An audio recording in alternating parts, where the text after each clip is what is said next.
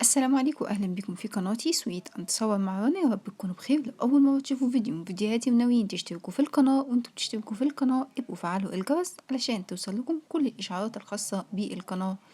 عندي شويه شوربه طماطم، يعني انا من الناس اللي ملهاش علاقه بالشوربه، هي اخرها شوربه الفراخ بس، حتى شوربه اللحمه لا. بس لما جربتها يا جماعه ايه الجمال ده، اللي بالكريمه واللي من غير كريمه، ايه ده، في حته تانية خالص خالص خالص. تاخدوها كده وتعتبروها وجبة كده ملهاش حل بجد.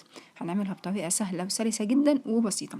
الكمية اللي انا عملتها دي عملت 4 اطباق من اللي انتم شايفينها دول، والاطباق دي كبيرة. طيب، بسم الله ونبتدي. بنجيب طماطم وبنقطعها كده بالطول وبالعرض، اي تقطيع يعني. وانا كنت هشغل الفرن بصراحة فعملتها في اليوم ده.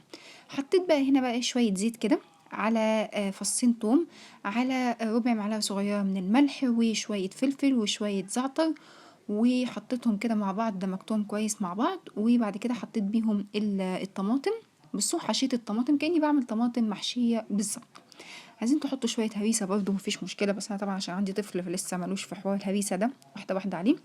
وبعد كده هندخلها الفرن، شغل فوق وتحت، تاخد بقى ايه التشويحة بتاعتها. طب لو احنا مش هنشغل الفرن وعايزين نعملها، حلة او طاسة تكون سخنة كده، وننزل عليها على طول بالطماطم، هي هتتشوح. وعلى فكرة انها تتشوح على البوتاجاز هتديكوا طعم احلى كتير من الفرن. طيب، بصلاية طبعا مسكتها شوحتها. طبعا العين كانت هبة معايا من الناحية التانية، فعملت في الحلة كده معلش. فهبتدي بعد كده اشوح البطاطساية، واروح جايب اسفل البصلاية وبعد كده اروح نازلة بالطماطم اللي احنا مخرجينها من الفرن بقى، وهي سخنة كده، ونقعد نشوحهم كلهم مع بعض. طبعا خلاص، شكرا.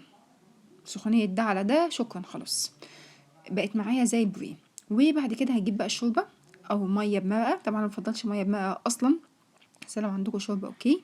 وبعد كده هتجيب ريحان، لو عندكم ريحان فريش قطعه كده 4 5 وحدات، ورشوهم مع بعض وسيبوهم بقى ايه يغلوا كده مع بعض شويه، حبه حلوين قوي. خليها تتقل كده وتتركز معانا ودوقوا الجمال. طيب، هنا اهو ممكن تضيفوا بقى كريمه عادي، او انا عملت معاكم قبل كده بديل الكريم الاتنين، نزلته لكم قبل كده على القناه. وعلى فكره يعني انا واحده من الناس بفضل بديل الكريمه عن الكريمه، معرفش ليه، بحس ان الطعم احلى بصراحه، دي وجهات نظر يعني. هنحط بس على المقدار اللي انا قلته ده، هنحط نص كوبايه. واول ما هنلاقيها بتغلي هنروح طافيين على طول، نظبط الملح بتاعنا، وبالهنا والشفا. بجد بجد انا مش عارفه اقول لكم ايه، يعني حقيقي. لا، طعم تاني وحوار تاني، وكل بقى عارفين ريحة التوم على الريحان على الشوي على كله. لا لا لا لا، ما ملهاش حل بجد، ملهاش حل. سهلة وبسيطة، اتمنى ان هي تعجبكم. اشوفكم في فيديو تاني، وسلام عليكم.